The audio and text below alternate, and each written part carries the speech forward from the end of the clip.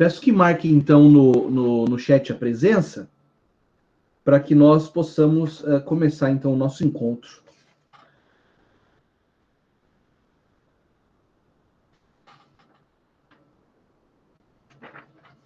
Maravilha. Pessoal, então, dando sequência na nossa última aula, onde nós havíamos parado aí no artigo 8º da Lei de Introdução às Normas do Direito Brasileiro, nós vamos dar sequência vendo aí os principais pontos desses artigos, tá? Jogo rápido. E depois, no próximo encontro, nós começamos já homologação de sentença estrangeira, tá? Então, vamos lá. Artigo 8º da Lei de Introdução às Normas do Direito Brasileiro. Para qualificar os bens e regular as relações a eles concernentes, aplicar-se-á a lei do país em que estiverem situados.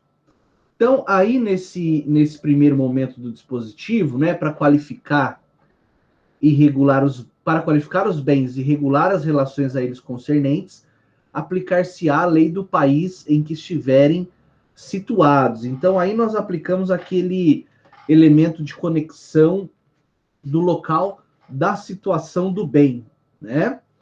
Pouco interessa aqui nesse momento se é um bem móvel ou bem imóvel, tá?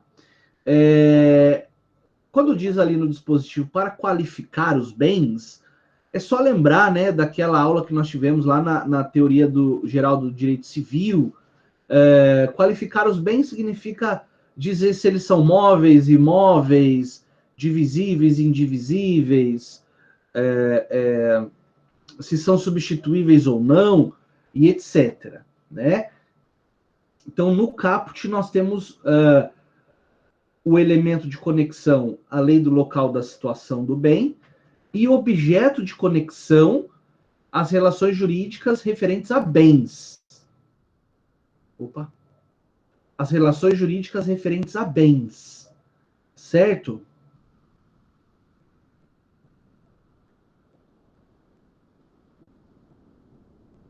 Maravilha. No parágrafo 1º daí, que eu vou chamar a atenção, está escrito assim, ó, aplicar-se a lei do país em que for domiciliado o proprietário quanto aos bens móveis que ele trouxer ou se destinarem a transporte para outros lugares. Então, primeiro dado importante, o elemento de conexão aí é a lei do domicílio do proprietário, né? E o objeto de conexão diz respeito a relações também com bens, né? Com objetos, bens móveis. Nesse caso, então, relações com bens móveis, né? Então, esse foi o artigo 8º. No artigo 9º, nós temos lá a seguinte disposição. Para qualificar e reger as obrigações, aplicar-se a lei do país em que se constituírem. Então, veja, primeiro dado, né?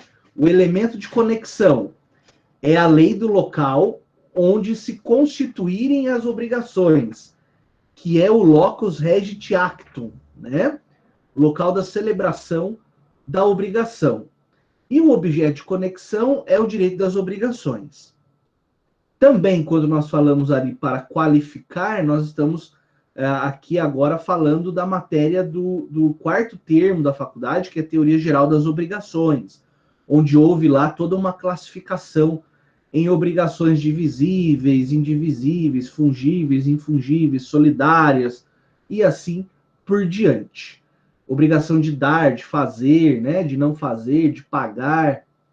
Então, todo esse arcabouço de conhecimento será aplicado conforme a lei do local onde essas obrigações se constituírem, tá?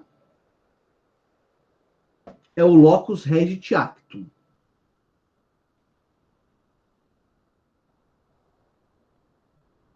Opa, tem alguém querendo entrar na aula aqui. Pronto.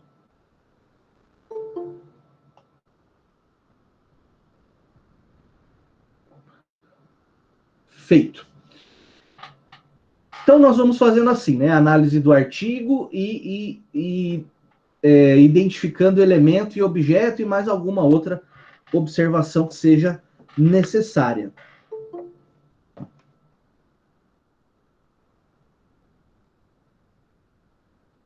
Isso, quem for chegando, por favor, lembra de marcar a presencinha aí, tá? Artigo 10.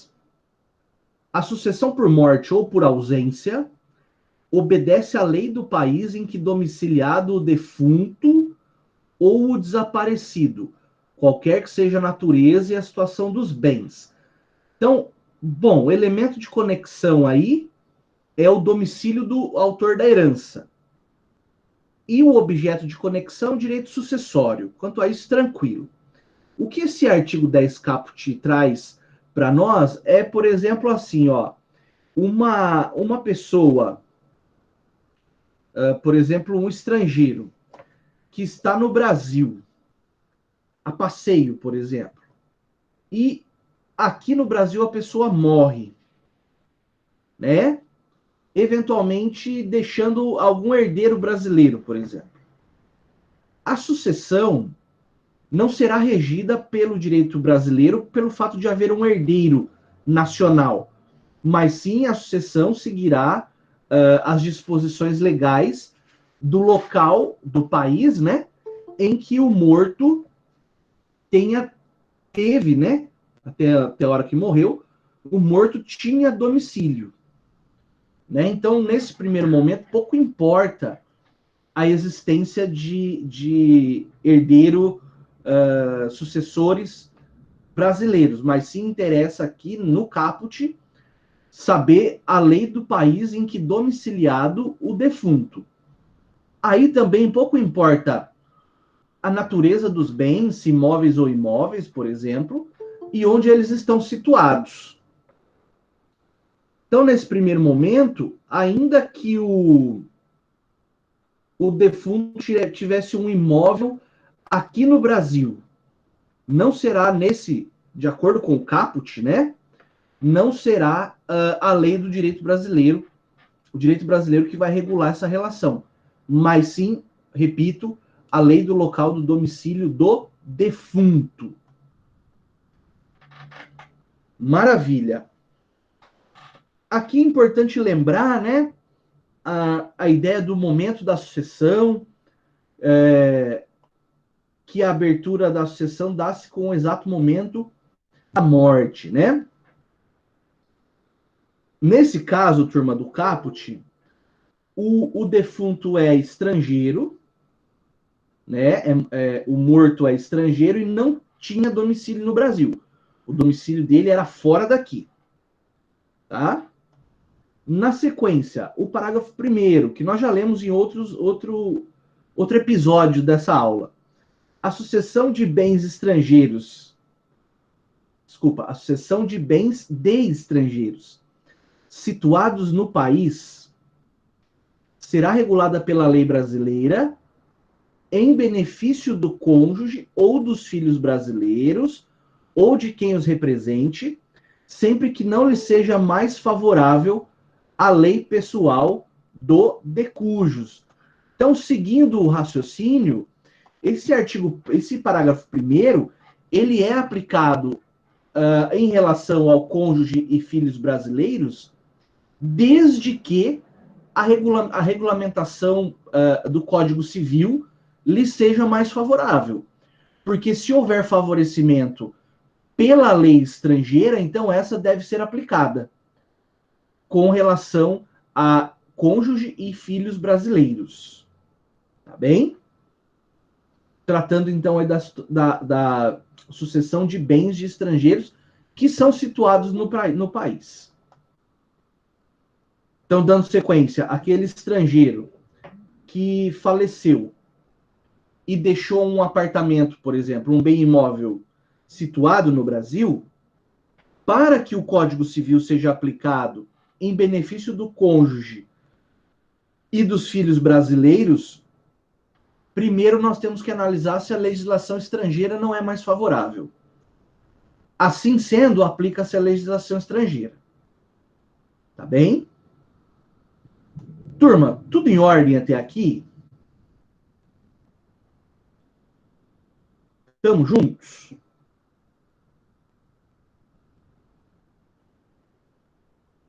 Então tá bom.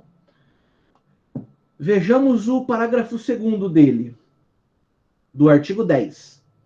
A lei do domicílio do herdeiro ou legatário regula a capacidade para suceder. Olha que interessante, né? Nós sabemos que pela nossa legislação, pelo Código Civil, e vocês que estão estudando aí direito das sucessões agora, me ajudem se eu falar bobagem,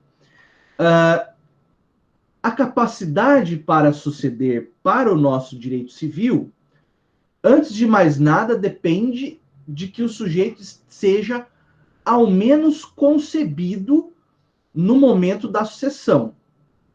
Não é verdade? Exige que seja, então, tem lá a ordem legal de sucessão, né? Descendentes, ascendentes, a concorrência do cônjuge e tudo mais.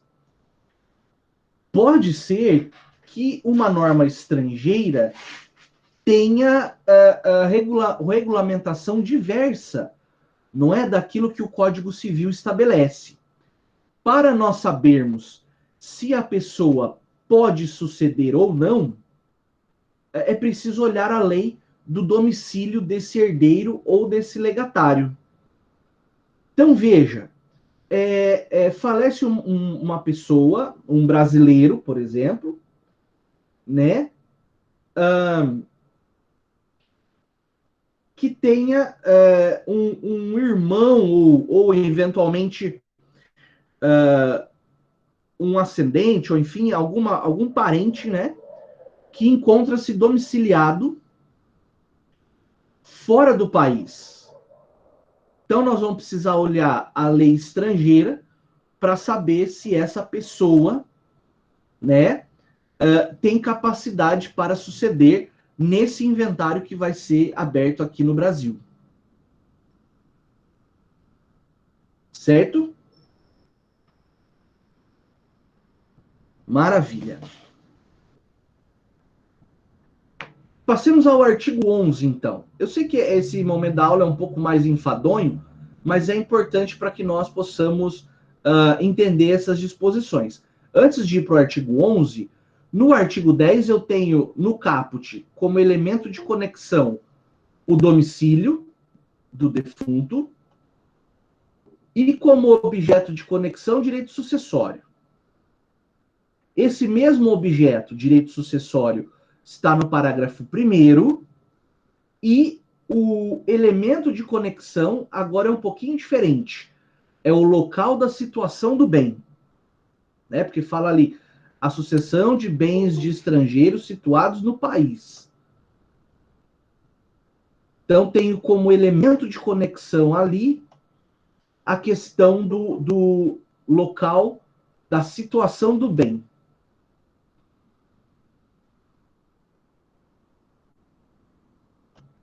Já no parágrafo 2º, eu tenho como elemento de conexão a lei do domicílio da pessoa, do local do domicílio da pessoa, e também como objeto de conexão a capacidade para suceder.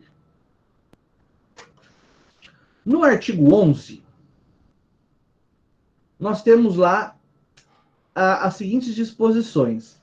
As organizações destinadas a fins de interesse coletivo, como as sociedades e as fundações, obedecem à lei do Estado em que se constituírem.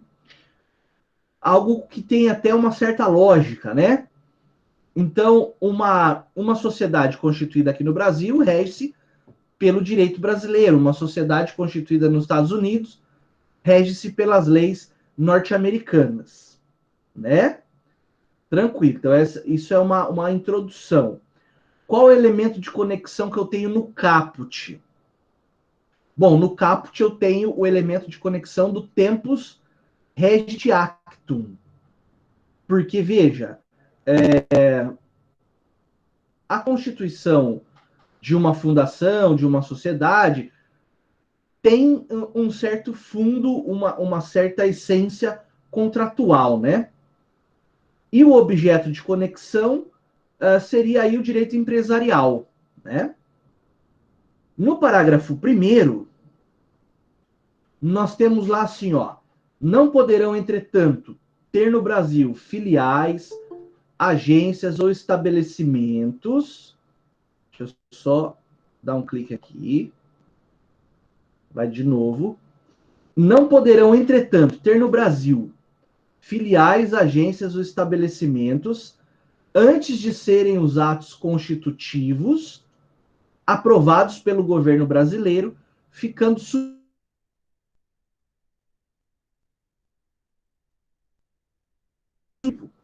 uma sociedade, por exemplo, que se constituiu fora do Brasil e quer funcionar aqui, ou seja, quer ter uma filial, uma agência ou estabelecimento, só pode funcionar no Brasil se houver aprovação pelo governo brasileiro, pelo Poder Executivo, né?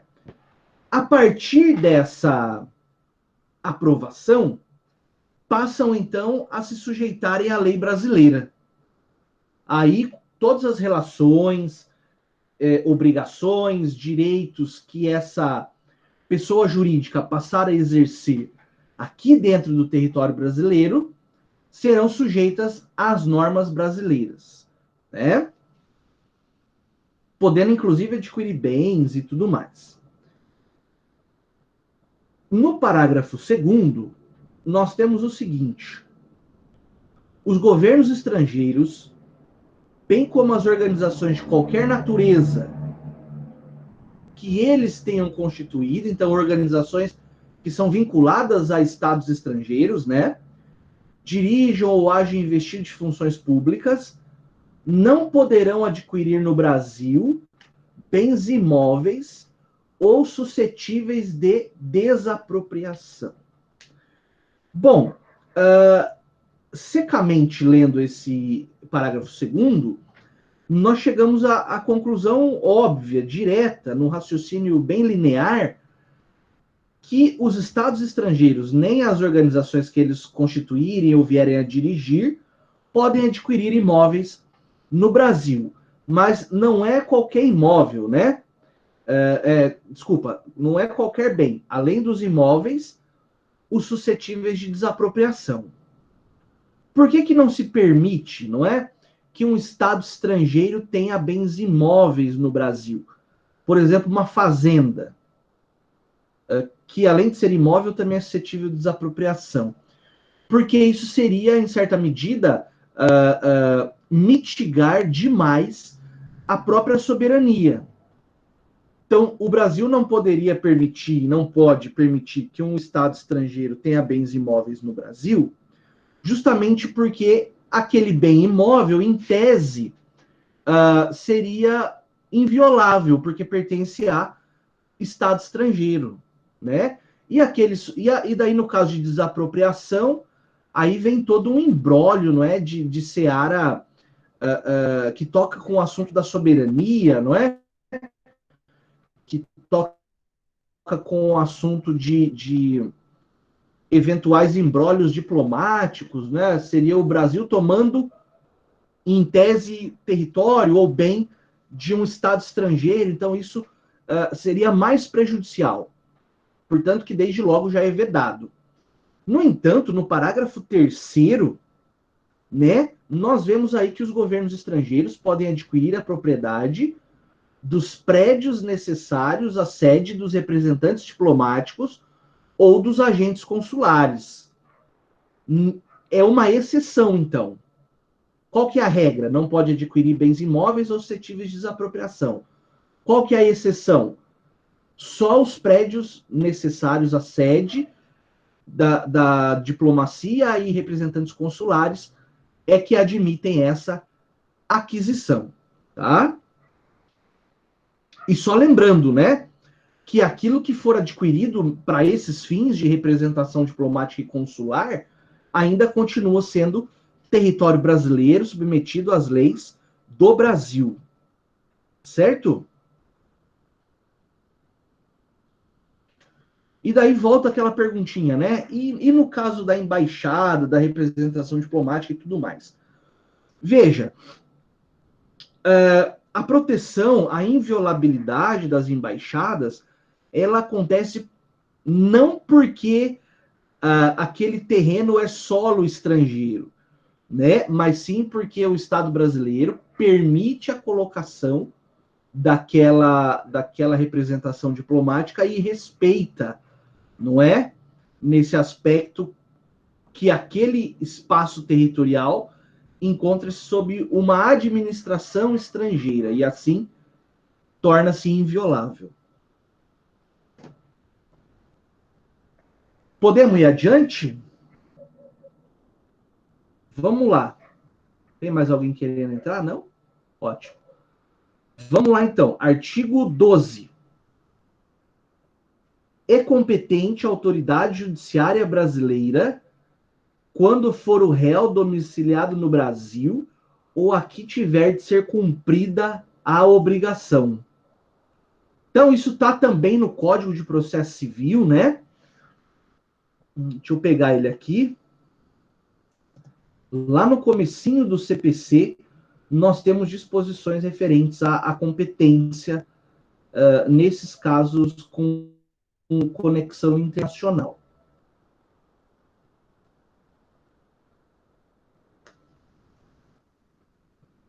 Artigo 40 e poucos. Vamos ver.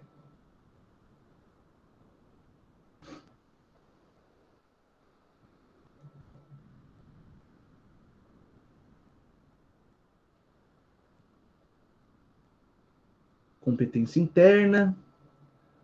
Papá.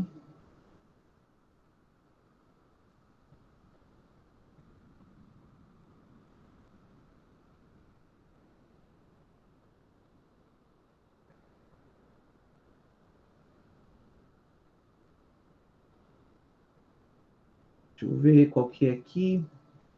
Só um segundinho. Hum, hum, hum.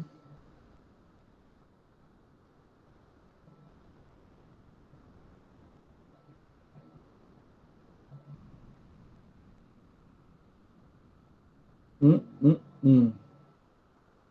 Lá no artigo 53, né? E seguintes. Tá? Então, veja. É competente, voltando na lei de introdução, é competente a autoridade judiciária brasileira. Então, exclui todas as autoridades judiciárias de outros estados, né? Quando o réu for domiciliado no Brasil. Veja, o que interessa aqui é o domicílio, não a nacionalidade, né? Ou aqui tiver de ser cumprida a obrigação. Então, uma obrigação contraída no estrangeiro, cujo cumprimento será realizado no Brasil. Eventual lide, advinda desse contrato, pelo fato da obrigação ter de ser cumprida aqui dentro do Brasil, será então competente a autoridade judiciária brasileira, tá certo? Então, aqui, como elemento de conexão, nós temos o domicílio do réu e o local de cumprimento da obrigação, né? E como objeto de conexão, temos aí a aplicação ou a atuação da autoridade judiciária brasileira. Parágrafo 1º. Só a autoridade judiciária brasileira compete conhecer das ações relativas a imóveis situados no Brasil. É claro que esse dispositivo, ele exclui aquela questão do artigo 10, né, que lemos agora há pouco, né? Então, para todas as relações outras que envolvem imóveis situados no Brasil, exceto aquelas do artigo 10, é competente a autoridade judiciária brasileira.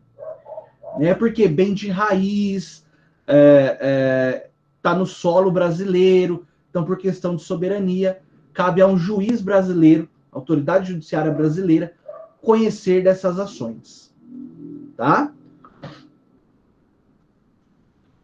E o parágrafo 2º, a autoridade judiciária brasileira cumprirá, concedido o exequatur, e segundo a forma estabelecida pela lei brasileira, as diligências deprecadas por autoridade estrangeira competente, observado a lei desta quanto ao objeto das diligências. Aqui, turma, nós estamos falando de carta rogatória, basicamente, né? Que está no âmbito da cooperação judiciária internacional. Bom, eu vou só falar aspectos gerais aqui, porque depois nós vamos ter uma aula específica sobre cumprimento de sentença estrangeira e sobre essa cooperação judiciária internacional. Bom, quando eu falo exequatur ali, turma, exequatur nada mais quer dizer do que o cumpra-se, né? Então, o STJ recebe o pedido de diligências realizado por um poder judiciário estrangeiro. Por exemplo, a citação de um réu que está aqui que encontra-se aqui no território nacional. Não pode ser domiciliado, porque senão vai ser só autoridade judiciária, né? Mas, ou então a oitiva de uma testemunha, ou algo nesse sentido, realização de uma perícia, uma diligência processual qualquer. Então, o STJ recebe esse pedido, analisa, havendo observância da ordem pública brasileira, o STJ, então, concede o exequatur. Nada mais é do que cumpra-se, tá? É o cumpra-se. Então, para que essa carta rogatória possa ser cumprida, ela precisa dessa autorização do Superior Tribunal de Justiça, tá bom? Daí, basicamente, assim, em linhas gerais, como é que funciona, né? O STJ, então, concede o exequatur, remete para a Justiça Federal de primeiro grau, do local onde a diligência deve ser realizada. A Justiça Federal cumpre a diligência, devolve ao STJ e o STJ devolve ao Estado requisitante. E aí está cumprida a rogatória internacional, né? Depois a gente vai aprofundar. Artigo 13. A prova dos fatos ocorridos em país estrangeiro rege-se pela lei que nele vigorar, quanto ao ônus e aos meios de produzir-se, não admitindo os tribunais brasileiros provas que a lei brasileira desconheça. Eu vou repetir. A prova de fato ocorrido em país estrangeiro. Então, aqui nós não estamos falando de argumentação de direito, mas sim de demonstração de fato. Não é assim? Fatos se provam e o direito se argumenta, não é? Então, nós estamos aqui falando de prova de fato que aconteceu fora daqui, mas que eventualmente interessa para um processo que está correndo aqui dentro do direito brasileiro, né? Aqui dentro da jurisdição brasileira.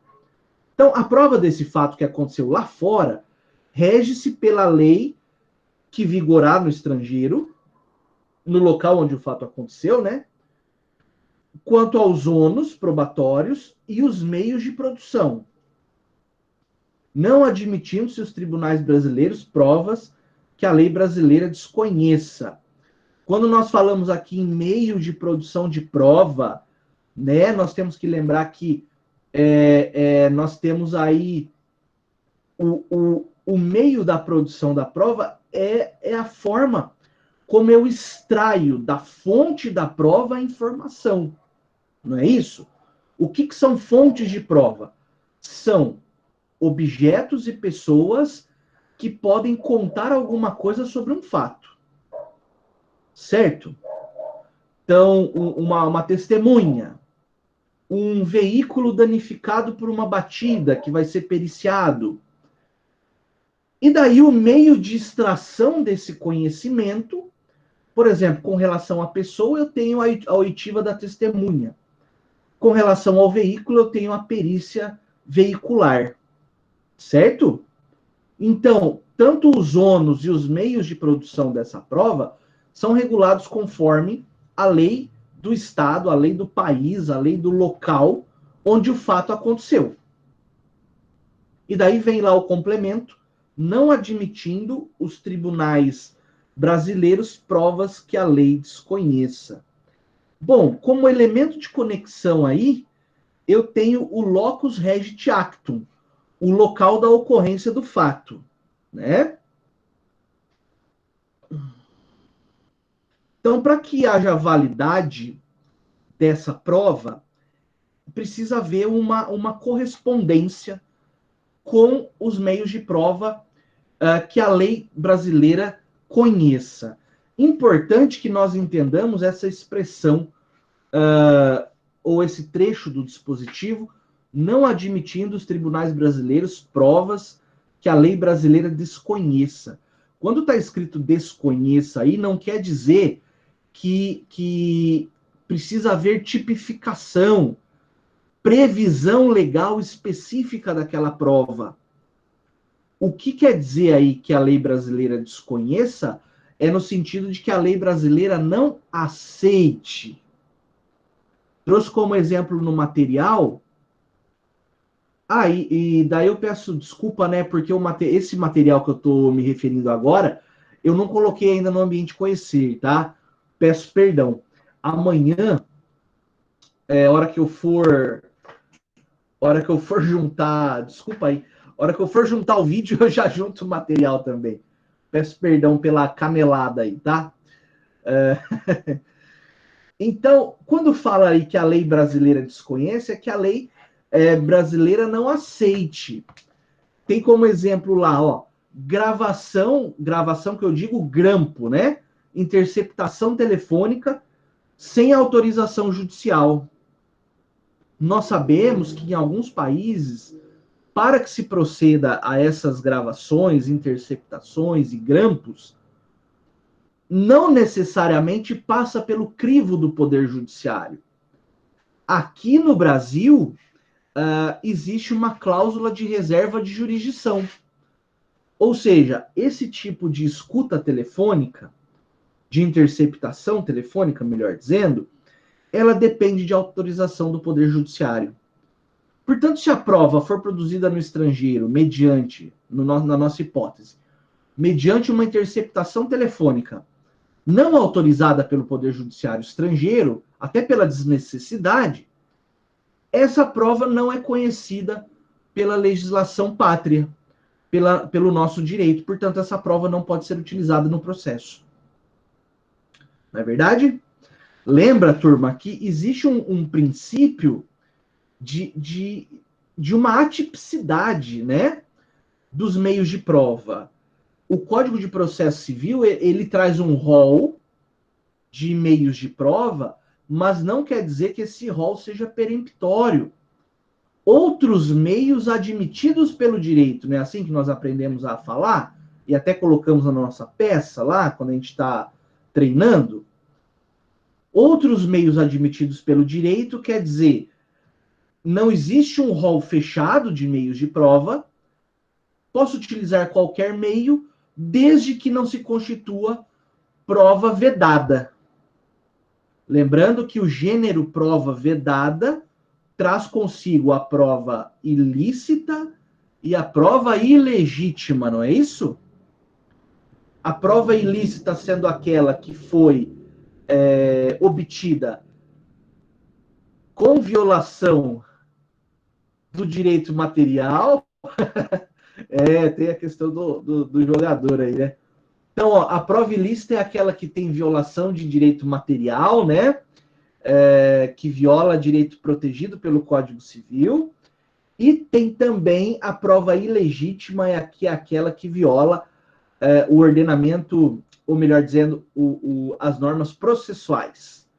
Né? Então, ilícita viola direito material, ilegítima viola direito processual. Tanto uma quanto outra são inadmitidas por mandamento constitucional, né? Maravilha. Tudo em ordem, turma? Podemos tocar mais um pouquinho o barco? Tá quase acabando essa análise, tá? Tá quase acabando. Nós vamos aí até o artigo 19, tá pertinho já para encerrarmos esse ponto da aula. Maravilha. Então vai lá, artigo 14. Não conhecendo a lei estrangeira, nós já aprendemos isso também, mas vamos sistematizar. Não conhecendo a lei estrangeira, poderá o juiz exigir de quem a invoca prova do texto e da vigência. Falamos disso já, né? O ônus da prova do texto e da vigência da lei é daquele que a invoca, né? Imagina o caso quando nem autor nem réu invocam direito estrangeiro, mas o juiz identifica a aplicação dele. Já aprendemos que, nesse caso, o juiz imporá esse ônus da produção da prova quanto ao texto e a vigência da norma estrangeira ao autor, né? Ao autor. Então, esse artigo 14, tranquilo, nós já conhecíamos, só para situá-lo aqui na nossa sequência de estudos. Aí vem lá o 15. O 15 trata de homologação, ou melhor, de execução de sentença estrangeira, né? Vamos aí também dar uma boa pincelada, fazer uma boa introdução, como preparatório para uma aula específica de homologação e aplicação de sentença estrangeira que teremos em breve. Se não nessa sexta, na quarta que vem. Então, artigo 15, importantíssimo. Será executada no Brasil a sentença proferida no estrangeiro que reúna os seguintes requisitos. Então, eu estou tratando de uma... Só passar o carro do funk aí.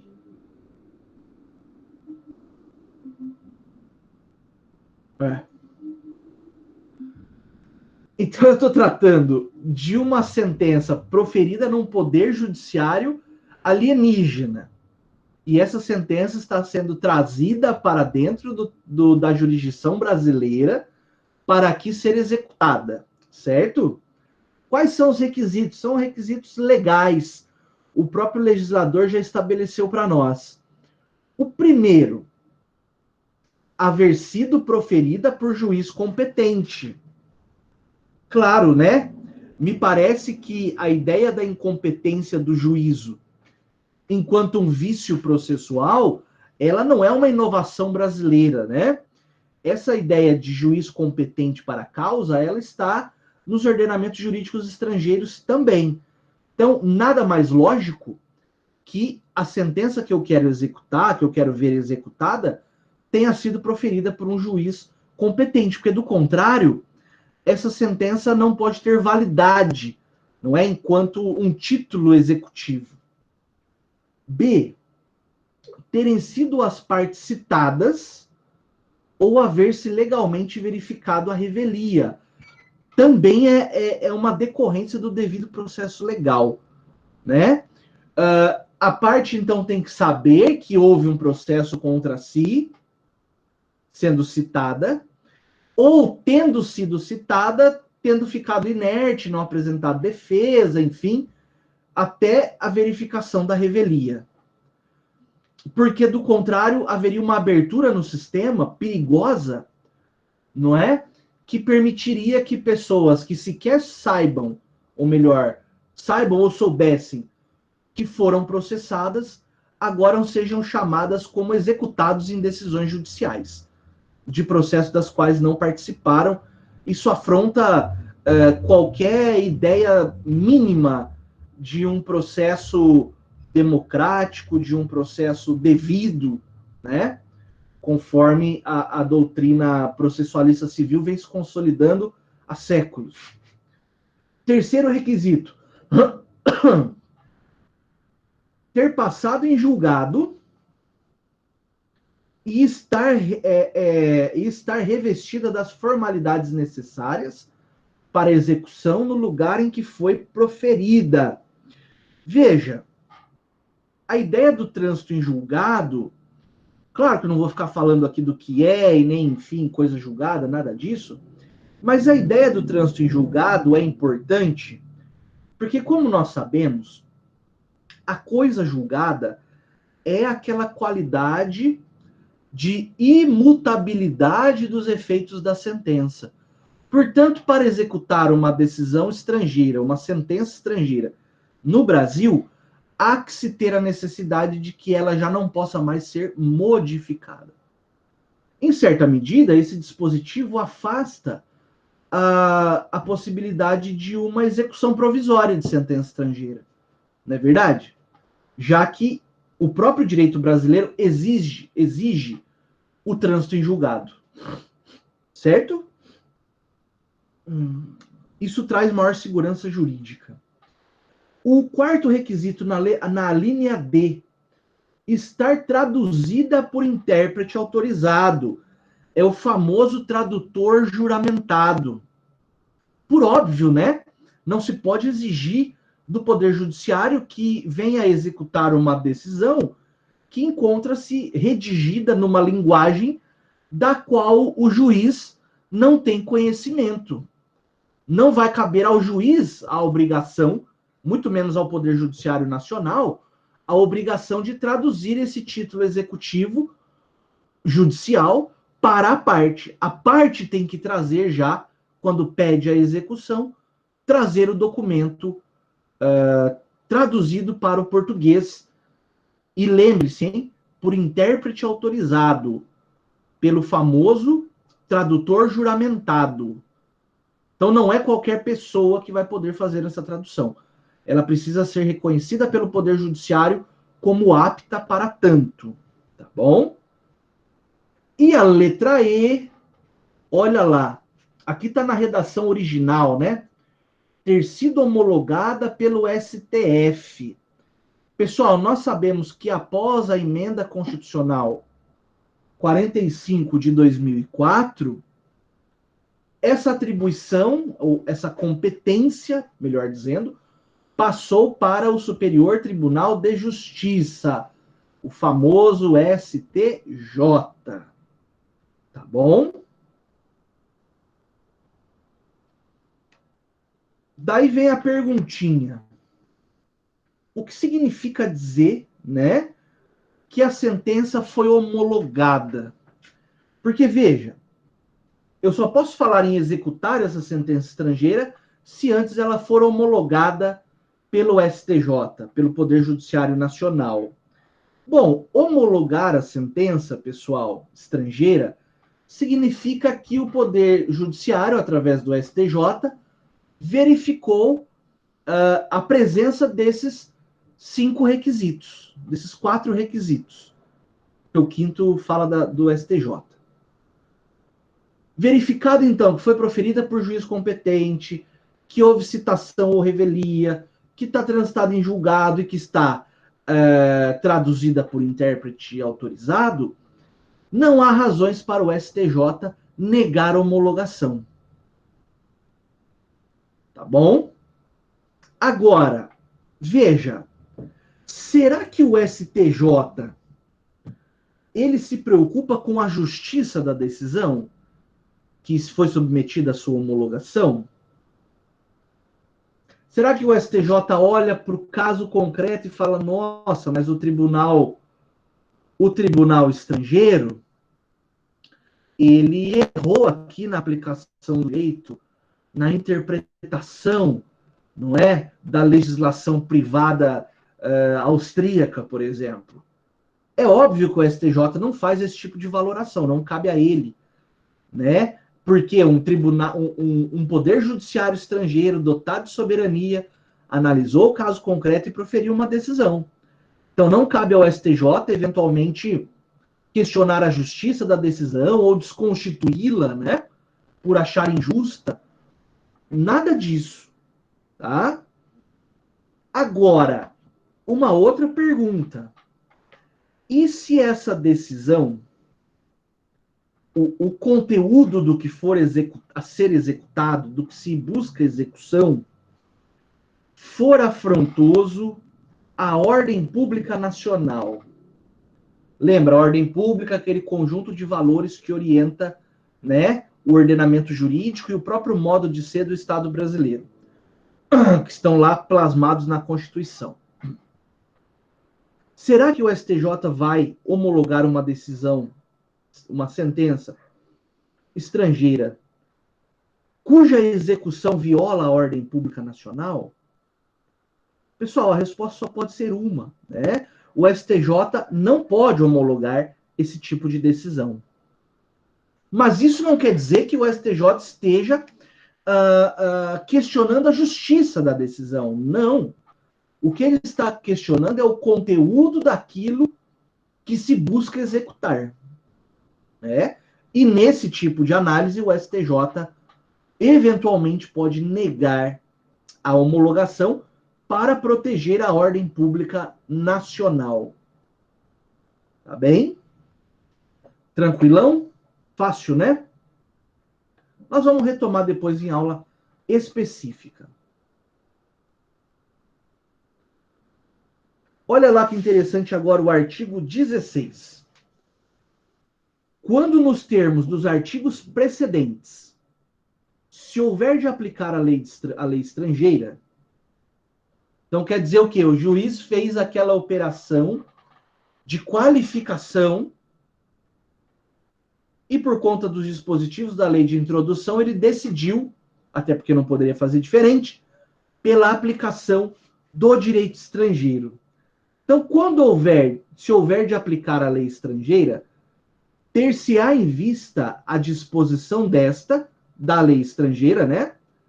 Sem considerar-se qualquer remissão por ela feita a outra lei. Pessoal, aqui nós estamos falando de normas remissivas, né? Lembra que a norma remissiva é quando um dispositivo legal ou um próprio ordenamento jurídico remete à aplicação de outro, né? Nesse aspecto, turma, nós temos que o artigo 16 da lei de introdução veda a aplicação da lei remetida.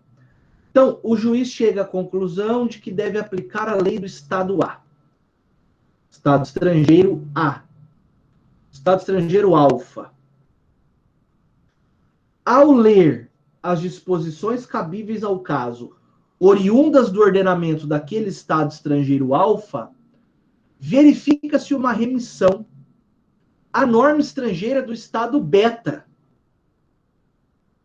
O juiz brasileiro deve fechar os olhos para essa remissão, né? E aplicar apenas a lei estrangeira que fez a remissão, não aquela que foi remetida, né? Isso assim, o juiz não pode fazer de forma automática, o juiz brasileiro. Mas caso a parte interessada invoque também essa norma remetida de um terceiro estado agora, fazendo prova do seu texto e vigência, aí o juiz brasileiro pode aplicar tanto a norma remissiva quanto a norma remetida.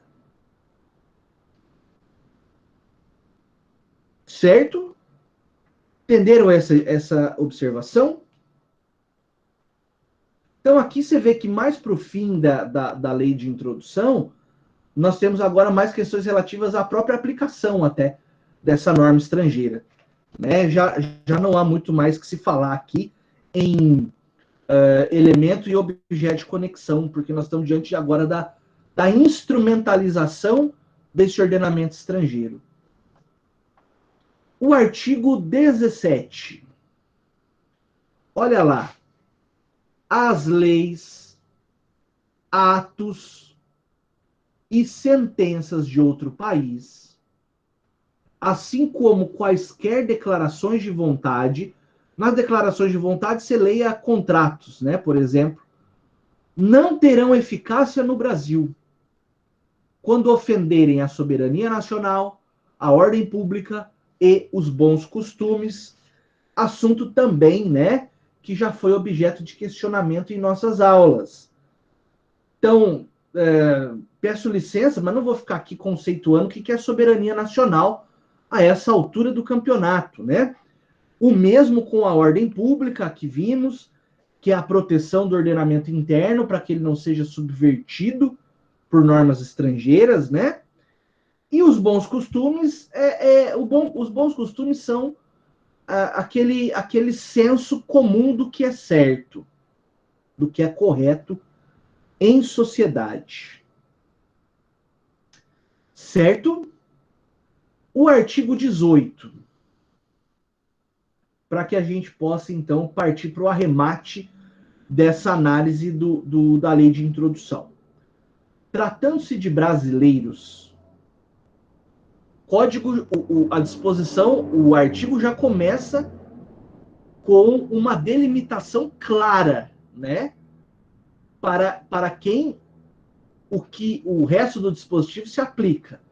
Então, ó, tratando-se de brasileiros e mais ninguém, mais nenhum outro estrangeiro, são competentes as autoridades consulares brasileiras para lhes celebrar o casamento e os mais atos de registro civil e de tabelionato, inclusive o registro de nascimento e de óbito dos filhos de brasileiro ou brasileira nascidos no país da sede do consulado. Turma, aqui nós vemos, e também não vou ficar voltando em nacionalidade, os soles e os sanguinis, isso nós já sabemos. Mas aqui um dado importante é como que os consulados brasileiros atuam, em certos casos, como verdadeiros cartórios, não é? Então veja, imagina o brasileiro estrangeiro é ótimo, o brasileiro que reside no estrangeiro e tem um filho lá. O que esse brasileiro, essa brasileira, pai ou mãe, podem fazer no que tange ao registro? Pode procurar o consulado brasileiro nesse país estrangeiro e exigir lá o registro do filho nascido. Portanto, essa criança, ela terá nacionalidade brasileira, né? Pelo registro. Ao invés de ser uma apátrida, por exemplo, essa criança será brasileira. E outros atos, pode, por exemplo, buscar o consulado para celebrar casamento. Olha, tem dois brasileiros, um casal de brasileiros, por exemplo, que são domiciliados no Brasil, não têm intenção de mudar de país, muito menos de nacionalidade, mas eles estão passeando, hipoteticamente, agora não pode muito por causa da pandemia, mas eles estão lá em Paris, na Cidade das Luzes, e querem celebrar o casamento lá em Paris. Olha que chique, né? Até para jogar na cara dos inimigos. E daí, o que eles podem fazer? Ao invés de procurar uma autoridade celebrante francesa, ocasião na qual esse casamento seria regulado pela norma francesa, num primeiro momento, eles podem buscar a autoridade consular brasileira e casar sob as regras do Código Civil brasileiro. O que vai resultar numa praticidade muito grande, né? Porque depois eu não vou ter que ficar me perguntando, num eventual divórcio, qual foi o primeiro domicílio do casal e tudo mais. Isso não vai interessar, porque é como se eles tivessem casado no Brasil, certo? A mesma coisa com óbitos e demais atos registrais que se fizerem necessários. Aí tem lá, né, parágrafo 1º, as autoridades consulares brasileiras também poderão celebrar a separação consensual, divórcio consensual. Então, casa no caput e já divorcia no parágrafo 1º, né? Não havendo filhos menores ou incapazes do casal e observados os requisitos legais quanto aos prazos, devendo constar da respectiva escritura pública as disposições relativas à partilha de bens, pensão e acordo quanto à retomada do cônjuge do seu nome ou a manutenção do nome adotado quando do casamento. Então, esses aqui são todos os aspectos periféricos do divórcio, né? Que trata de pensão, partilha de bens, uso de nome. Se for consensual e não haja filhos menores ou incapazes, pode ser feito no estrangeiro perante uma autoridade consular brasileira, né? Então, no mesmo exemplo, o casal casou lá em Paris, tudo bonitinho, ficou um tempo lá de lua de mel, e daí, assim que uma semana depois, resolveram divorciar. Podem procurar a autoridade consular e fazer o divórcio lá no estrangeiro mesmo, mas lembre, perante uma autoridade pública brasileira. Né? Daí veio o parágrafo segundo, que fala que é indispensável a assistência do advogado. Claro, né? A figura do advogado é indispensável, perdão, para a boa administração da justiça, isso aqui ou em qualquer lugar do mundo. Devidamente constituído, também uma questão lógica, né? Que se dará mediante a subscrição de petição, juntamente com ambas as partes ou com apenas uma delas, caso a outra constitua advogado próprio, não se fazendo necessário que a assinatura do advogado conste da escritura pública. O advogado precisa assistir esse ato reputado aí no parágrafo primeiro, ou esses atos. Maravilha. E ao final, como último dispositivo, nós temos aí, artigo 19, reputam-se válidos todos os atos indicados no artigo anterior e celebrados pelos cônsules brasileiros na vigência do Decreto-Lei 4657 de 42, que é a própria lei de introdução, né? Desde que satisfaçam todos os requisitos legais. Então, veja, enquanto a lei de introdução estiver vigente, esses atos praticados perante autoridades consulares brasileiras são válidos, desde que observados os requisitos que a própria legislação impõe.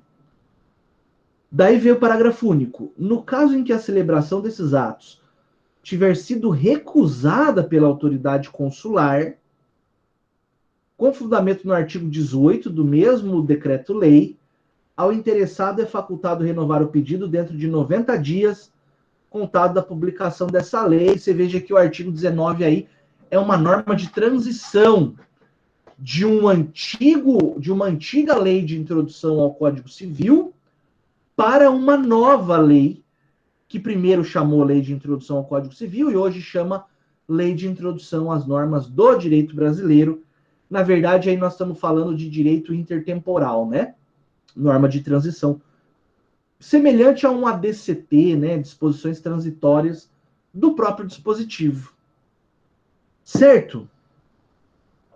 Turma, como é que tá aí? Tá tudo em ordem?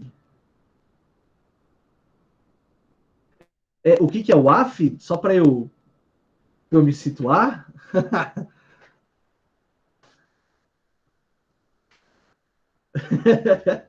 Não?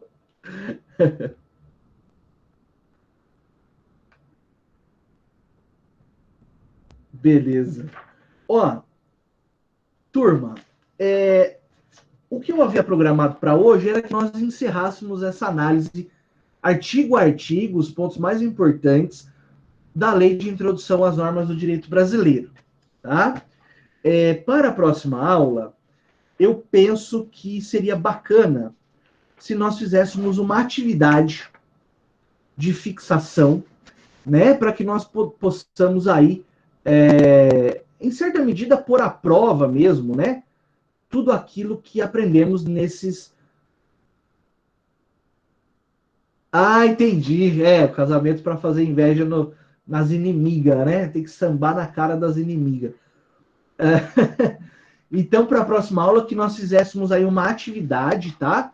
Eu vou colocar no ambiente conhecer, da mesma maneira que foi feita no bimestre passado, mas agora eu pretendo que nós façamos semanalmente esse tipo de atividade, né? Porque vocês devem lembrar que no início do semestre eu falei que essa matéria ela é mais cobrada em exames de ordem e provas, né, do que o direito internacional público propriamente dito. O direito internacional público ele acaba sendo cobrado mais em provas mais específicas mesmo, né? Por exemplo, de ingresso na carreira diplomática e tal. Nesse aspecto, MP Federal, Magistratura Federal também cobra. Nesse aspecto, então, para a semana que vem, já fica para sexta que vem, desculpa, já fica combinado uma atividade naqueles mesmos moldes que fizemos. A atividade estará disponível no ambiente conhecer e eu estarei disponível o tempo todo para questionamentos, né? É claro que essas atividades valerão uma notinha. Penso que a gente consegue fazer aí pelo menos 4 atividades e daí eu vou atribuir nota para essas atividades em conjunto. Portanto, é importante que todos possam participar. Para quem, né, não pode participar na sexta por razões já justificadas perante a coordenação, que eventualmente não comparece às aulas de sexta-feira por razões já previamente justificadas, aí eu vou aplicar na segunda-feira, como nós fizemos no último encontro. Assim sendo, nenhum de vocês perde. Mas aqueles que não têm justificativa para faltar na sexta, se não fizer sexta, não faz mais. Tá bom? O questionário vai abrir de tal hora a tal hora, fechou, fechou, fez, não fez, volta na próxima. Tá certo? Algum questionamento sobre a aula de hoje, turma?